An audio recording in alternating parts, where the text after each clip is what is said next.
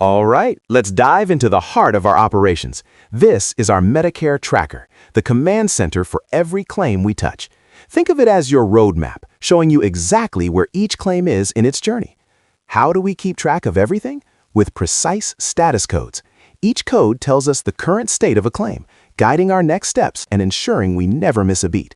You can see on the screen how these codes dictate whether a claim is pending, under review, or even paid. Those little colored dots, they're instant visual cues, giving you an at-a-glance understanding of a claim's status. It's how the audit team manages thousands of claims with incredible accuracy. Understanding these codes is crucial. It's how you'll quickly identify what needs attention, what's been resolved, and what's still cooking. We're all about that clear, actionable data, right? Because a well-tracked claim is a claim on its way to correct coordination. Medicare data can feel like a labyrinth, can't it? All those lines, numbers, and codes flying by. But guess what? You're about to gain absolute control over it. We're going to decode every single field, every status code, and truly understand the complex logic behind them. Think of it, transforming a flood of information into crystal clear insights. We'll zoom in, just like that magnifying glass, to reveal the critical details that make all the difference in COB auditing. This isn't just about finding data, it's about understanding what it means. Because in our world, precision isn't just a goal, it's the foundation of everything we do. And you know it, precision starts right here, right now, with this data. The objective? Accurate primacy determination. This is the goal we strive for every single day. On the left, we face the reality, complex data.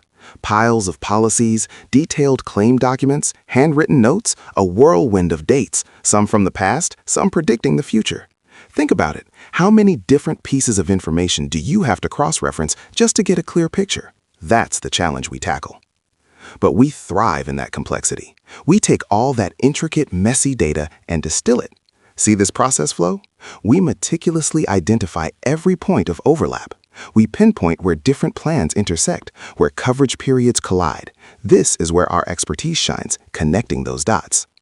And what's the reward for that deep dive? A definitive primacy verdict, a green light for accuracy.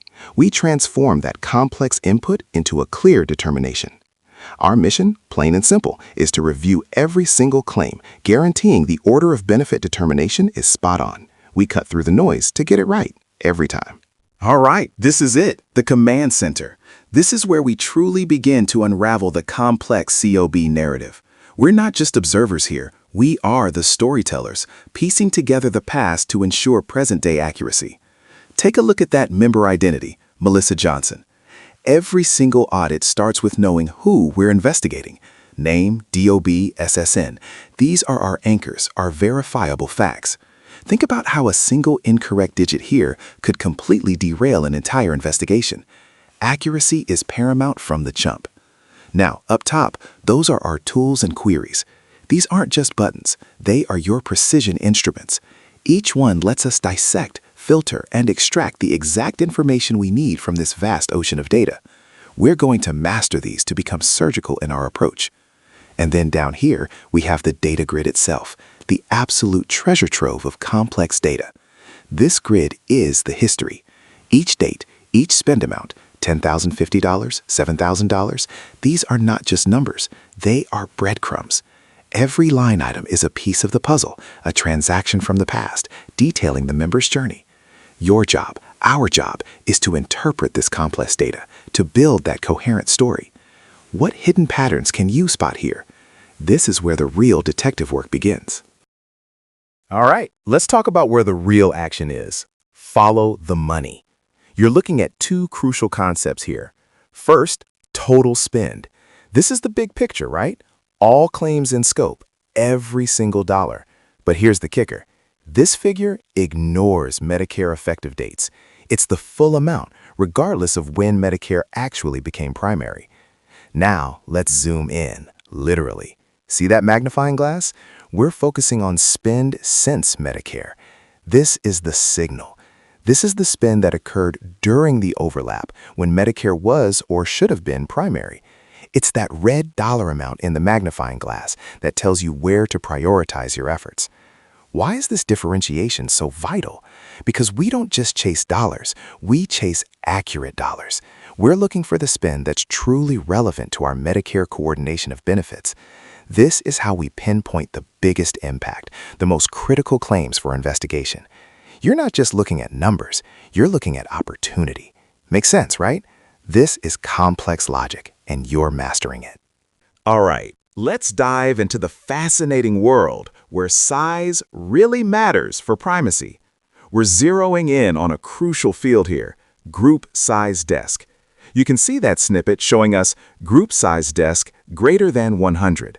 But what does that mean for who pays first? Look at our handy slider, breaking down those employer group sizes.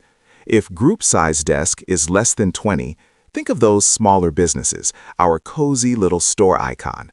Who's primary? That's right, it's Medicare Primary. This falls under the age entitlement rule for beneficiaries 65 and older. So, under 20 employees, Medicare stepping up first. Now, follow that line over to our larger group sizes.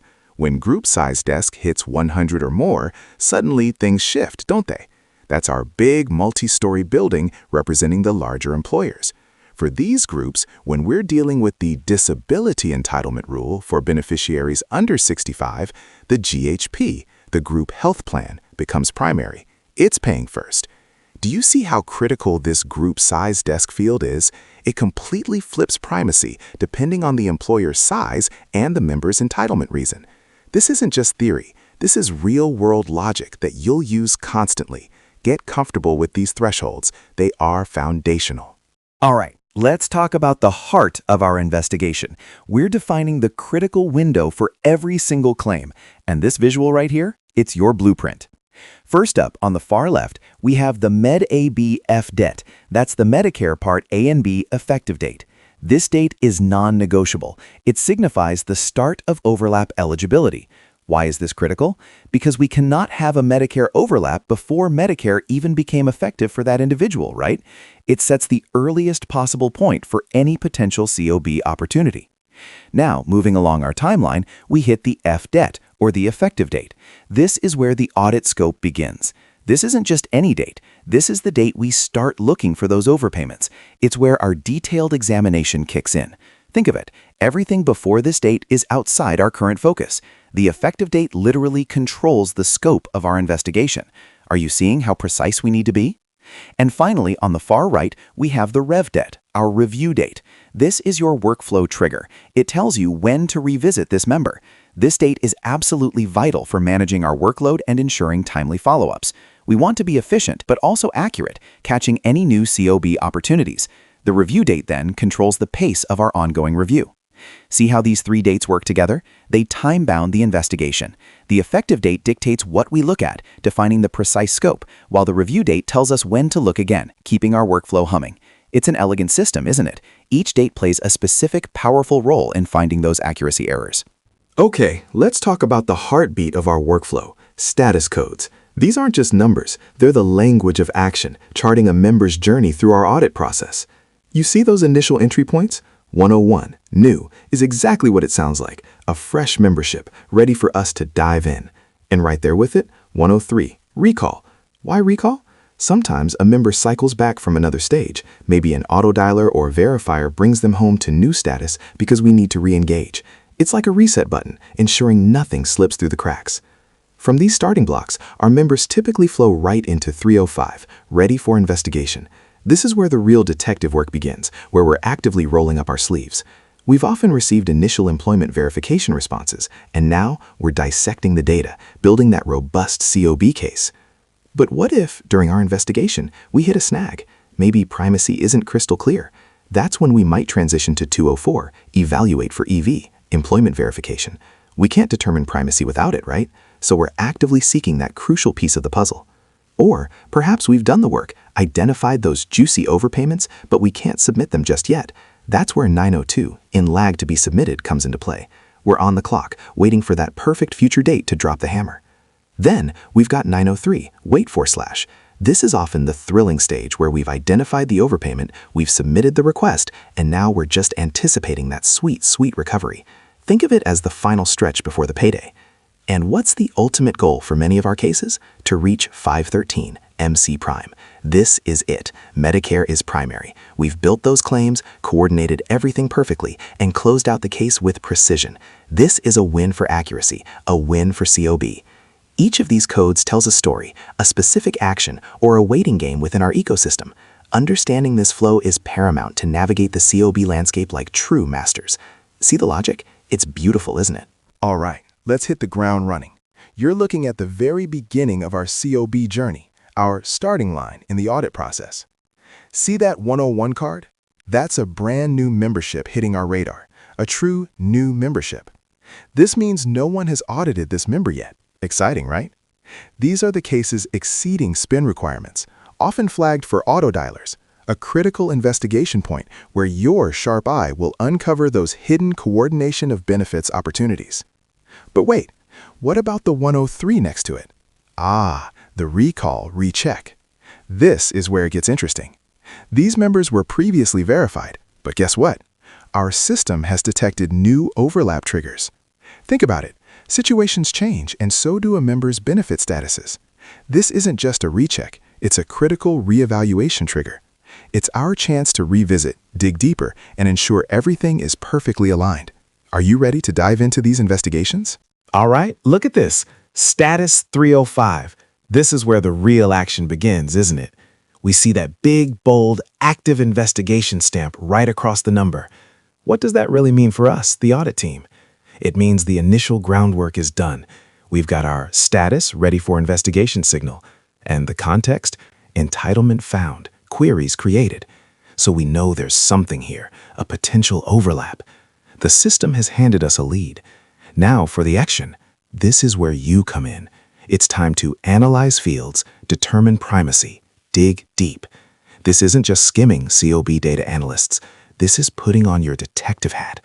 Are we talking working aged, disability, ESRD? We're unraveling that Medicare secondary payer logic right here. We're hunting for those primacy errors. You're ready to dive into the details and confirm exactly where the primary responsibility lies. Let's find those claims. Okay, let's talk about the wait and verify codes, the true strategic pauses in our process. First up, code 204, evaluate for EV. This isn't just a pause, it's a critical moment. We are literally waiting for employment verification outreach. Why is this so vital? Because without that employment data, we can't definitively establish who is primary. Remember our working aged and disability rules? Those depend entirely on employer size and employment status. So yes, a critical wait point indeed, because we need solid ground before we move forward. You know how critical accurate primary is. Then we hit code 902, in lag. This is an exciting one, isn't it? We found overpayments. Yes, money is on the table. But here's the complex logic. The claims are too fresh. What does too fresh mean? It means they might still be within a timely filing window or processing cycle where the payer might auto-adjust. We don't want to jump the gun, so we wait for that lag expiry to ensure stability, to ensure maximum accuracy before we push for recovery. Precision, my friends, precision. And finally, we see code 903, waiting for dollars. Now this one is interesting. You might not find this exact code in our general tracking manual, which tells us this could be a client-specific or internal audit team decision point. What's the deal here? We've determined primary. That's a huge win. We know who should be paying first. But the caveat? Insufficient spend to audit. This is pure smart business strategy.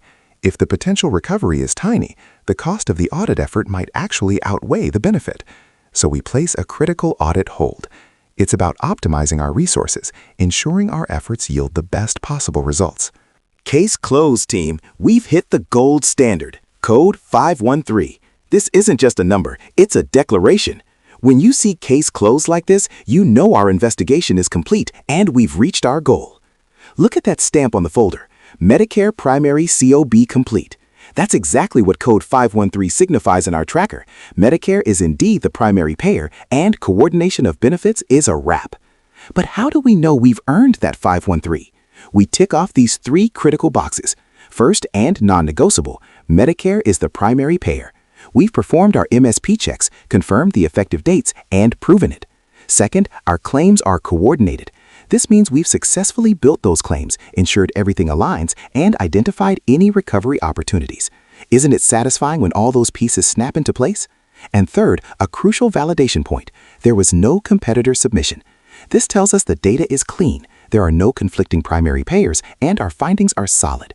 No unexpected errors lurking, no surprises. This is it. This is the goal. When you see all these elements align, your investigation is truly complete. You've confirmed primacy, you've coordinated the benefits, and you've verified the accuracy. That's a job well done. Let's talk about making things official in our tracker. Precision here is absolutely key for successful COB recoveries. Every single field we interact with serves a purpose, and we're going to nail down these 4 critical updates. First up, number 1, declaring primacy. See that Medicare Primary Y? When we set this to Y, we're definitively stating that, based on our investigation and the MSP rules, Medicare is indeed the primary payer. This isn't just a simple checkbox, right? It's the culmination of understanding the beneficiary scenario. Are they working-aged, disabled, ESRD, or retired? Getting this correct is foundational to everything that follows. Then, moving on to number 2, setting the scope start.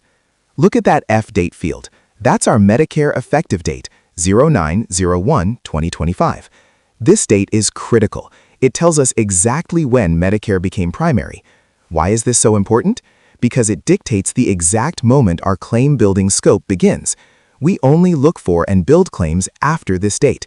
A single day off here could mean leaving dollars on the table or pursuing claims we shouldn't. Next, number 3, claiming responsibility. You see auditor, your name there? This is all about ownership. When your name is in that field, you are telling the audit team and yourself, I've reviewed this and I'm responsible for the accuracy of these findings. It's your stamp of approval, ensuring accountability for the great work you're doing. And finally, for number 4, setting the next review. That rev date field, 11/01/2025 in this example, is our future touchpoint. This is where we ensure members who might need a follow-up get one, whether it's for an ongoing employment verification or a future reevaluation. It keeps our pipeline moving efficiently. Now, let's not overlook that crucial note at the bottom. Consistency check, ensure tracker notes match the status code. This is where we catch those sneaky little errors. Our detailed notes in the tracker must align perfectly with the selected status code. If your note says you've confirmed Medicare is primary, but the status code is still evaluate for ESD, that's an accuracy error just waiting to be found. Always double check. We want our story to be consistent across the board. Got it? These steps ensure our data is clean, our recoveries are robust, and we're always performing at our best.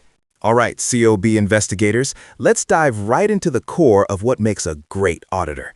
These are your auditor essentials, the critical checks that empower you to find those hidden accuracy errors and ensure everything aligns perfectly. First up, we verify spend. Always scrutinize spend since Medicare.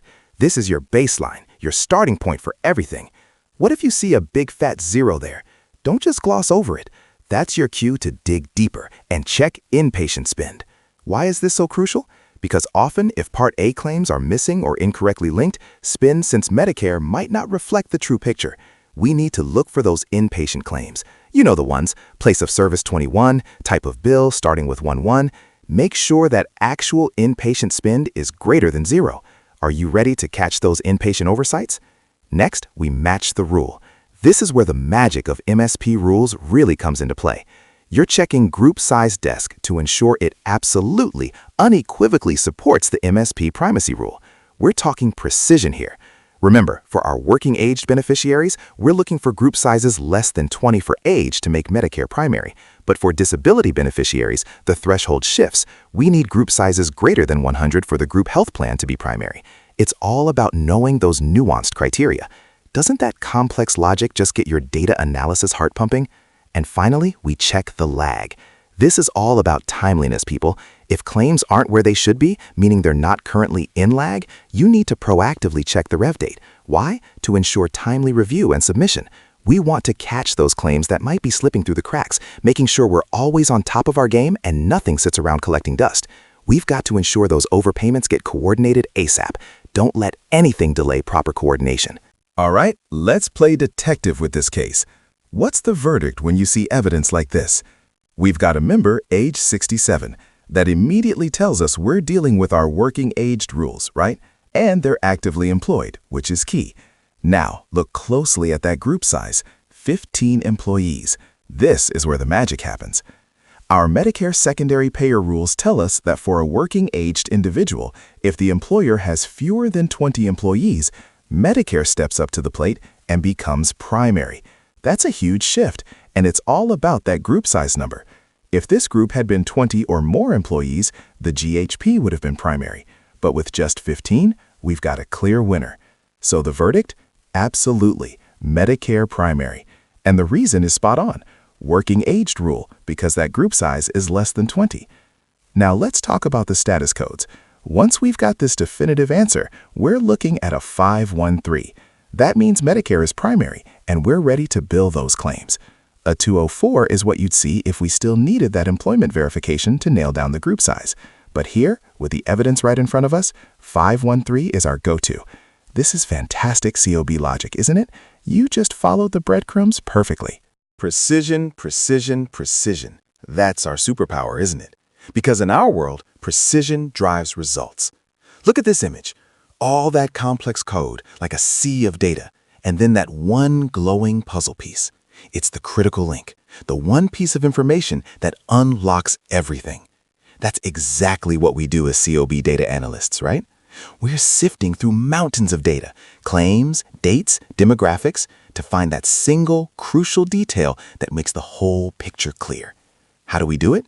First, we apply the logic. No guesswork here. We're talking MSP primacy rules, claim filtering, understanding those tracker status codes. Do we just assume Medicare is primary? Never. We apply the logic we've learned, piece by piece. Then, we trust the evidence. The data tells us the story. We're looking at the actual claim details, the dates of service, the employment verification responses. We don't just hope for a certain outcome. We let the evidence guide us to the correct one. It's all about those facts. And finally, we update the tracker. This is where our precision, our logic, and our trust in the evidence all come together. We ensure every single detail, every finding, every status is accurately reflected. Because a precise tracker means precise results for the member, for the client, and for us. This isn't just data entry, it's the culmination of intelligent analysis. Aren't you excited to dive deeper into how we achieve this level of accuracy?